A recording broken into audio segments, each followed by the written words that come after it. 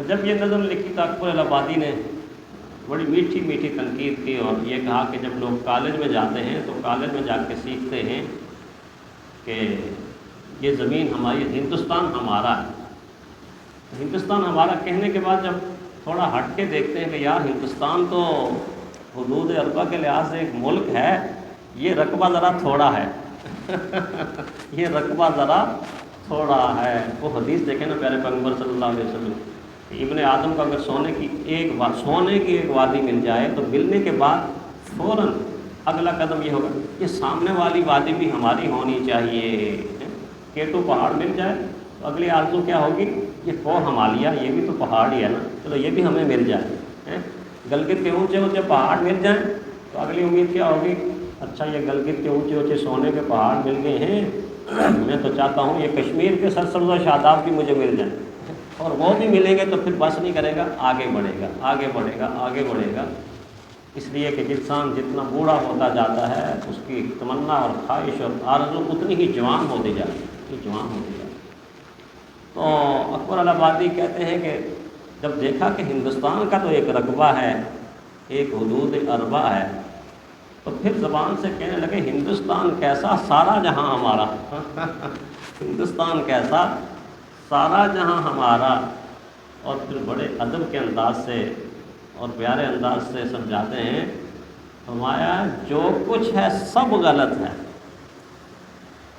جو کچھ ہے سب غلط ہے، کہنا یہی ہے اچھا۔ بڑے پیارا جملہ، جو کچھ ہے سب غلط ہے، کون سا؟ چین و عرب ہمارا، ہندوستان ہمارا، مسلم ہم وطن سب، سارا جہاں ہمارا۔ کہنے لگے جو کچھ ہے سب غلط ہے، کہنا یہی ہے اچھا، جو کچھ ہے سب خدا کا، وہم و گماں ہمارا وہم و گماں ہمارا۔ ہم تو ایک خیالی دنیا میں بستے ہیں، خیالی دنیا میں رہتے ہیں، اور یہ خیالی دنیا ہے ہماری، حقیقی دنیا اللہ کی دنیا ہے، حقیقی دنیا اللہ کی دنیا ہے۔ اس لیے بزرگوں کا سکھایا ہوا یہ بات، ایک جملہ بڑا پیارا ہے، میں کچھ نہیں میرا کچھ نہیں، میں کچھ نہیں میرا کچھ نہیں، تو سب کچھ ہے تیرا سب کچھ ہے، تو سب کچھ ہے تیرا سب کچھ ہے۔ یہ حقیقت ہے، یہ حقیقت ہے۔ مالک یوم الدین ہمیں یہ بات سکھاتا ہے، یہ بات سکھاتا ہے کہ ملکیت اللہ کی ملکیت ہے، کسی اور کی ملکیت ہے ہی نہیں، ہو ہی نہیں سکتی، یہ صرف اور صرف اللہ تعالیٰ کی ذاتی ہو سکتی۔ باقی جتنی چیزیں ہم دیکھتے ہیں، ہماری زندگی اور ہمارے اثاثے اور ہماری جائیدادیں، یہ کیا ہیں؟ اس نے زندگی کے بارے میں بتایا کہ تم جس زندگی کو کہتے ہو میری میری میری، اس کی حقیقت کو جانتے ہو، حقیقت سے آشنا ہو، اس کی حقیقت کیا ہے؟ تو کچھ راحتوں کی کھوج میں آئی تھی زندگی۔ زندگی جب آتی ہے انسان کے پاس، ایسا کیا کہتا ہے، مجھے راحت مل جائے، مجھے آرام مل جائے، مجھے راحت مل جائے، مجھے آرام مل جائے، مجھے راحت مل جائے۔ اسی کے پیچھے بھاگ رہے ہیں نا آج ساری کی ساری دنیا۔ لوگ کس کے پیچھے بھاگ رہے ہیں؟ پاکستانی باہر کیوں جاتے ہیں؟ دولت کمائیں، پیسہ کمائیں، دولت کمائیں، پیسہ کمائیں، دولت بنائیں، کوئی راحت کی زندگی، کوئی سکون کی زندگی، حالانکہ اس میں سکون کوئی نہیں ہے۔ مال میں سکون نہیں، دولت میں سکون نہیں ہے، ہم سب جانتے ہیں نہیں ہے سکون، لیکن سوچ تو ہے نا، یہ بنا لوں گا تو آسانی ہو جائے گی، یہ بنا لوں گا تو راحت آ جائے گی، اس طرح کر لوں گا تو سکون۔ کچھ راحتوں کی کھوج میں تلاش میں آئی تھی زندگی، دیکھا تو ایک لحد میں سمائی تھی زندگی، دیکھا تو ایک لحد میں سمائی تھی زندگی۔ بھاگتا رہا آرام کے پیچھے، سکون کے پیچھے، راحت کے پیچھے، چین کے پیچھے، قرار کے پیچھے، دنیا کی لذات کے پیچھے، دنیا کے آسائشوں کے پیچھے، کرتے کرتے تلاش کرتے کرتے جب آنکھیں بند ہوئیں اور اندر کی آنکھیں کھلیں تو دیکھا تو ایک لحد میں سمائی تھی زندگی، دیکھا تو ایک قبر میں سمائی تھی زندگی۔ اور کیا کیا نہ ایک شخص نے رکھی سنبھال کر۔ کتنا سنبھالتے ہیں ہم، سنبھالتے کتنا ہیں، کتنا سنبھالتے ہیں۔ کوئی دور ایسا تھا کہ اس دور میں اتنے تکلفات نہیں تھے، تسنع نہیں تھا۔ آج کا دور تو ہے، یہ شیشہ ہے، یہ آئینہ ہے، مرد ہے وہ بھی کھڑا ہے، عورت ہے وہ بھی کھڑی، بس سوار رہے ہیں سوار رہے ہیں سوار رہے ہیں، میں اچھا لگ جاؤں میں اچھا لگ جاؤں، لوگ اچھا کہہ دیں۔ بننے سنورنے کا دور ہے، صورت گری کا دور ہے، سیرت لوگ بھول چکے ہیں۔ حالانکہ دین کیا بتاتا ہے؟ اللہ تمہارے جسموں کو اور بالوں کو نہیں دیکھے گا، اللہ تمہارے اعمال کو دیکھے گا۔ اعمال بھول گئے، بال یاد رہے، زلفیں بنائی جا رہی ہیں بنائی جا رہی ہیں بنائی جا رہی ہیں۔ ایسا کوئی دور آ گیا ہے قیامت کے قریب کا دور کہ بیچاری بچیاں یہ بیوٹی پارلر میں جا کے اپنی بہترین اور خوبصورت شکل بھی بگاڑ کے باہر نکلتی ہیں۔ وہ یہ سمجھتے ہیں کہ بڑی سج دج کے باہر آئیں گی، لیکن بیوٹی والی آنٹیاں کیا کرتی ہیں؟ لپائی کر کر کے، تھاپیاں لگا لگا کے، اور پتہ نہیں کیا کچھ اوپر وہ کرتی رہتی ہیں، یقین جانے 4-5 گھنٹے سے پہلے چھوڑتی نہیں ہے۔ برات بیٹھی ہوئی ہے، بیچارے امام صاحب تسبیح پڑھ رہے ہیں، یا اللہ نکاح کا وقت آ جائے، یا اللہ نکاح کا وقت کیسے آئے؟ بچی تو بیوٹی کے اندر ہے، وہ بہانے لگاتے ہیں امام صاحب بس تھوڑی سی دیر، آدھا گھنٹہ پونا گھنٹہ کرتے کرتے وہ 5 گھنٹے پورے لگاتے ہیں، اور جب بیوٹی پارلر سے نکل کے آتی ہیں تو عام بچے بھی ڈرنا شروع ہو جاتے ہیں کہ یا پتہ نہیں کیا چیز آ گئی کیا چیز آ گئی ہے۔ یہ حشر ہے۔ کیا کیا نہ ایک شخص نے رکھی سنبھال کر، سنبھالنا سنبھالنا سنبھالنا، ٹھنڈی ہوا نہ لگ جائے گرم ہوا نہ لگ جائے، یہ نا زندگی کو اس طرح۔ کیا کیا نہ ایک شخص نے رکھی سنبھال کر، معلوم اب ہوا کہ پرائی تھی زندگی، اپنی تو تھی نہیں، اپنی تو تھی نہیں، اپنی ہوتی تو روٹھ کے نہ جاتی، اپنی ہوتی تو ناراض ہو کے نہ جاتی، اپنی ہوتی تو چھوڑ کے نہ جاتی۔ چھوڑ کے جاتی ہے کہ نہیں؟ سارے بازار چھوڑ کے چلی جاتی ہے، سڑک کے اوپر چھوڑ کے چلی جاتی ہے، ہاسپٹل کے اندر چھوڑ کے چلی جاتی ہے، بیڈ کے اوپر چھوڑ چلی جاتی ہے، سفر میں چھوڑ کر چلی جاتی ہے، خزر میں چھوڑ کر چلی جاتی ہے، جیتے جاگتے سو چھوڑ کر چلی جاتی ہے، اور سوتے ہوئے بھی چھوڑ کر چلی جاتی ہے۔ ڈیچے میں ایک نوجوان کی کہانی نہیں، کئی سینکڑوں اس طرح کی کہانی ہے۔ رات کو کھانا کھایا، بیٹھا، گپ لگائی اور بیڈ پہ سویا، 9-10 بجے جا کر والدہ دروازہ کھٹکا رہی ہے، اٹھو بیٹا، دروازہ کھول کے اٹھو بیٹا، ہاتھ پکڑا، ادھر تک بیٹا اٹھو، سورج نکل آیا ہے، دیر ہو گئی۔ آگے سے خاموشی کی آواز آئی، اب تو قیامت کی صبح ہوئی، اٹھے گا، اب نہیں اٹھ سکتا، اب نہیں۔ سوتے ہوئے زندگی چھوڑ کے چلی جاتی۔ معلوم اب ہوا کہ پرائی ہے زندگی، اور منظر، تماشے، نظارے میری آپ کی آنکھوں میں روزمرہ ہم دیکھتے ہیں کہ پرائی ہے۔ کسی نے کہا نا کہ ہم کتنے جگر گوشے اپنے مٹی میں دبا کر آئے ہیں، دباتے ہیں کہ نہیں دباتے؟ ہم کتنے جگر گوشے اپنے مٹی میں دبا کر آئے ہیں، حیرت ہے کہ پھر کیوں اپنی اجل ہم دل سے بلائے بیٹھے ہیں۔ اپنے ہاتھوں سے تو دفن کر رہے ہیں، اپنے ہاتھوں سے تو ان کو بھیج رہے ہیں، رخصت کر رہے ہیں، اور ان کو رخصت کرنے کے بعد اپنی آخرت کو ہم بلائے بیٹھے ہیں۔ حیرت ہے کہ پھر کیوں اپنی اجل ہم دل سے بلائے بیٹھے گے، اور دیکھتے بھی ہیں کہ کوئی کچھ نہیں کرتا۔ ساری کی ساری امیدوں کا مرکز اور منبع جن لوگوں کو ہم قرار دیتے ہیں قریبی، دلی اور جگری دوست، آخرت کے اوپر کیا عمل کرتے ہیں؟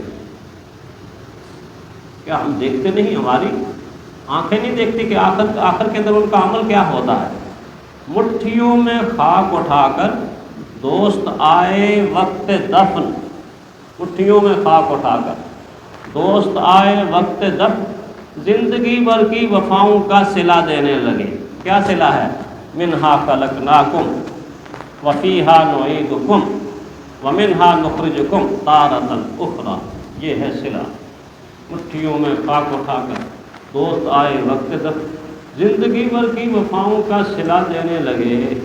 گل چڑھائیں گے لحد پر جن سے یہ امید تھی، وہ بھی پتھر رکھ کے سینے پہ دفنانے کے بعد، جب دفنا کے آتے ہیں تو کون جاتا ہے اپنے اولاد ہو، کوئی قریبی ہو، چند دنوں چند مہینوں تک کچھ جا کے یاد تازہ کرتے ہیں، کچھ دعا کرتے ہیں، ورنہ کون مرنے والوں کو یاد کرتا ہے؟ میرے آپ کے دادے پر دادے، کیا ہم ان کی قبروں پہ جاتے ہیں؟ اب اس وقت کے نوجوانوں کو تو دادے پردادوں کی قبریں ہی معلوم نہیں ہے، قبریں ہی معلوم نہیں، کون جائے گا، کون جاتا۔ تو فرمایا کہ معلوم اب ہوا کہ پرائی تھی زندگی، اور یہ تمہارے روزمرہ کے حالات میں تم دیکھ لو ایسا ہی ہے، ایسا ہی ہے۔ اڑتا ہوا وہ ایک پرندہ ہے، اب کہاں؟ آپ دیکھتے چڑیاں اڑتی ہیں ادھر ادھر، اور اڑتے اڑتے اڑتے اڑتے کبھی دیکھا نہیں کہ اس کے ساتھ ہوا کیا ہے۔ اڑتا ہوا وہ ایک پرندہ ہے، اب کہاں؟ اپنے پروں پہ جس نے سجائی تھی زندگی، اپنے پروں پہ جس نے سجائی، کتنا خوبصورت لگتا ہے جب ادھر سے ادھر، ادھر سے ادھر کلابازیاں کھاتا ہے، بلندی کی طرف، پستی کی طرف، دائیں کی طرف، بائیں کی طرف، ادھر سے ادھر، ادھر سے ادھر۔ کیا شان و شوکت تھی کہ انسان کا دل اندر سے پکار کہتا ہے، پکار کر کہتا ہے یہ زندگی ہے، یہ زندگی ہے۔ لیکن فطرت کہتی ہے اڑتا ہوا وہ ایک پرندہ ہے، اب کہاں؟ اپنے پروں پہ جس نے سجائی تھی زندگی۔ تم زندگی کا تماشا دیکھ رہے تھے، اور وہ زندگی کی بہاروں کے اندر آ کے یوں اڑتا اڑتا وہ تمہارے پنکھے کے ساتھ ٹکرایا، تمہارے پنکھے کے ساتھ ٹکرایا، اور وہاں سے لپکتا ہوا تمہارے قدموں میں آ کر بتا دیا کہ بس یہ بہار چند دن کی بہار، یہ بہار چند دن کی بہار ہے، یہ میری نہیں تھی، بس میری اتنی تھی جتنا میں ادھر ادھر چلا گیا۔ وہ مسافر جو کسی درخت کے سائے میں بیٹھا، اور درخت کے سائے میں بیٹھ کے اوپر لہلہاتی شاخ اور درخت اور اس کی بہاروں کو دیکھ رہا ہے، اور اسی میں گم ہو جاتا۔ میں نے شروع میں کہا نا کہ انسان اس معاملے میں ایک لمحے میں خوش فہمی کا شکار ہو جاتا ہے، غلط فہمی کا شکار ہوتا ہے کہ یہ یہی ہے، یہی ہے، یہی ہے، بس یہی ہے، یقین کر لیتا ہے، حالانکہ وہ نہیں ہوتا، نہیں ہوتا، نہیں ہوتا۔ اور جب ٹھنڈے سائے میں ایسے درخت کو دیکھا، ہرا بھرا درخت، ماشاءاللہ کیا خوبصورتی، اللہ تعالیٰ نے درخت کو اپنی قدرت کا شاہکار بنایا ہے۔ یہ آکسیجن کی فیکٹریاں ہیں جو مجھے اور آپ کو تازہ ہوا مہیا کرتی ہیں، تو ایسے ٹیک لگا کے دیکھنے کے بعد شاخیں ہیں کہ رقص کر رہی ہیں، جھوم رہی ہیں، ادھر سے ادھر، ادھر سے ادھر، ایسے ایسے، اور دل کے اندر سے نکلا کیا یار بہار ہے، کیا اس کی زندگی، کیا اس کی زندگی ہے۔ بس ایسے دیکھتے دیکھتے ایک لمحے کے بعد اسی شاخ سے پیلا سا پتا ٹوٹ کر گرا ہے، ٹوٹ کر گرا ہے، نیچے کی طرف آیا ہے، یوں کلٹیاں کھائی ہیں، یوں کلابازیاں کھائی ہیں، اور آتے آتے آتے یوں اس کے دل کے اوپر آ کر پڑا۔ ایسا لگتا تھا اس کو کہ اس پتے نے آ کے میرے دل کے اوپر دستک دے کے میرے دل کے دروازے کو کھول دیا، میرے دل کے دروازے کو کھول دیا۔ تو پھر جب وہ یہ شخص اوپر دیکھ کر جو کچھ کہہ رہا تھا نا، تو کسی نے اس کو بڑے خوبصورت انداز میں اس جملے میں بند کیا کہ میں لہلہاتی شاخ کو سمجھا تھا زندگی، میں لہلہاتی شاخ کو سمجھا تھا زندگی، پتا گرا تو در سے فنا دے گیا مجھے، پتا گرا تو در سے فنا دے گیا مجھے۔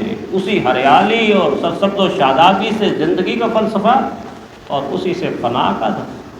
اسی لیے تو اللہ تعالیٰ نے مختصر کل من علیہا فان، اے فنا انسان، اے فنا انسان، کب تجھے ہوش آئے گا، کب تجھے ہوش آئے گا، زندگی میں ٹھوکریں آخر کہاں تک کھائے گا، اس تمرد، اس بغاوت کی روش سے بھی کبھی شرمائے گا، کیا کرے گا سامنے سے جب حجاب اٹھ جائے گا۔ ایسے تو نقشہ بدلتا ہے، دنیا کا نقشہ ایسے بدلتا ہے جیسے آپ موبائل پہ کلک کرتے ہو تو اور، کلک کرتے ہو تو اور، یوں کرتے ہو تو اور کائنات بدلتی جاتی ہے موبائل پہ۔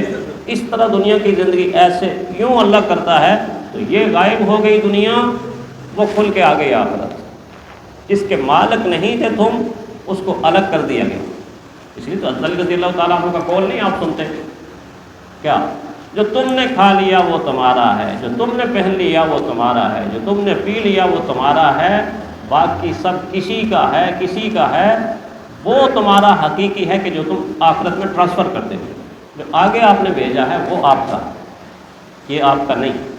اس لیے اللہ تعالیٰ نے سورہ فاتحہ کی اس آیت مالک یوم الدین، کتنی پیاری بات کر کے انسان کو نماز کے دوران ہی جھنجھوڑا کہ جس چیز کو تم سمجھتے ہو یہ میری ہے، یہ چھوڑنی پڑے گی، تم اس سے جدا ہوگے، یہ تم سے جدا ہوگی، تم اس سے الگ ہوگے، یہ تم سے الگ ہوگی۔ اس لیے بہتر یہی ہے کہ جس کے سامنے کھڑے ہو ایسا جذبہ پیدا کرو، ایسی دوستی لگاؤ، ایسا دوست بناؤ اللہ کو کہ جو حقیقی مالک ہے اس کائنات کا، تم اس کے دوست بن جاؤ گے تو تمہیں پھر ایسی کائنات کا مالک بنائے گا کہ جس میں یہ نہیں ہوگا کہ جی دکان تو ہے، دکاندار چلا گیا ہے، مکان تو ہے مکین چلا گیا ہے، زمین تو ہے ذمہ دار چلا گیا ہے، کاروبار تو ہے تاجر چلا گیا ہے، عہدہ کرسی پڑی ہوئی ہے صدر صاحب چلے گئے، ہیں جی وزیر اعظم صاحب چلے گئے، اور آرمی چیف بھی چلے گئے، کچھ جا کے قبروں میں دفن ہو گئے، کچھ پھر رہے ہیں۔ ایسا نہیں ہوگا، پھر اللہ کہیں گے یہ تمہارا ہے، اب بھی تمہارا ہے، مستقبل میں بھی تمہارا ہے، ہمیشہ کے لیے تمہارا ہے۔ جنت کی ملکیت حقیقی ملکیت ہے، دنیا کی ملکیت کسی کی حقیقی نہیں ہے، اس لیے اللہ تعالیٰ نے کہا مالک یوم الدین، اللہ ہے۔ اب یوم الدین کے بارے میں انشاءاللہ حج کا سفر درپیش ہے، اور حج کے سفر کے مکمل ہونے کے بعد اللہ تعالیٰ نے زندگی بخشی تو پھر یوم الدین پہ تھوڑی سی گفتگو ہوگی۔ آپ سے دعاؤں کی بھی درخواست ہے کہ آپ دعا کریں، اللہ آسانیاں فرمائے۔